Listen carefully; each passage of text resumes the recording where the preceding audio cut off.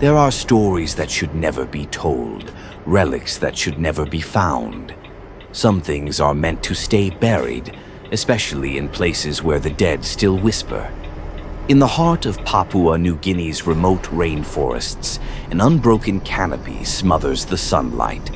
For generations, the tribe of Kalu'Nga lived beneath those shadows, ruled by taboos older than memory.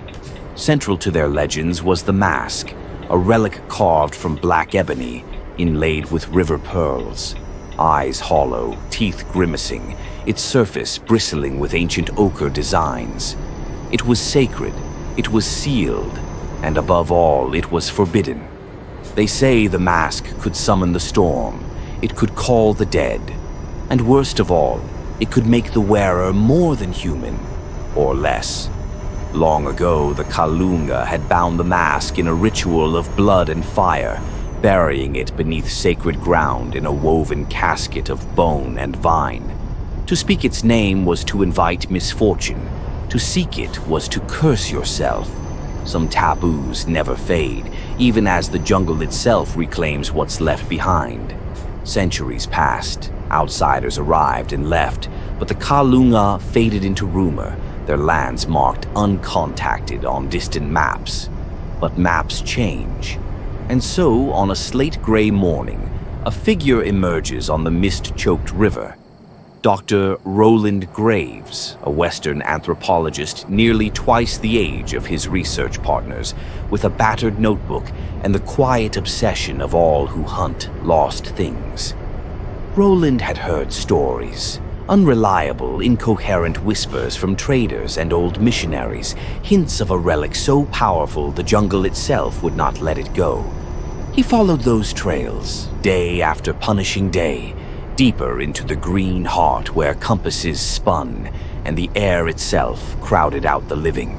Cited the old warnings, voice shaking, put it back, bury it, walk away. But Roland was already running his gloved hands across the mask's face, enthralled. He photographed, measured, catalogued, until, in a moment alone, compulsion growing, he slipped it on. The fit was impossible, too tight and yet perfect, clinging to sweat-streaked skin. The world warped, shadows thickened, every breath tasted of blood and burnt wood. The drums were deafening now. Roland tried to tear the mask away, but it clung like a leech, burning cold. The jungle flickered into grotesque clarity. He could see, no, feel, the roots twisting beneath soil, see the thousand eyes of the night watching him from the dark canopy. Whispers, edgy and guttural, poured into his skull. Memories not his own. Acts of old violence, of ritual and betrayal, flooding his senses. Tamo's scream broke the trance, and then, moving not under his own will, Roland, now just a vessel, strode from the camp into the trees, guided by something ancient and ravenous. The Kalu'Nga spirit, banished so long ago, had returned, hungry for atonement. By dawn, all that remained in the clearing was a blood-stained notebook and a single muddy footprint leading into the undergrowth.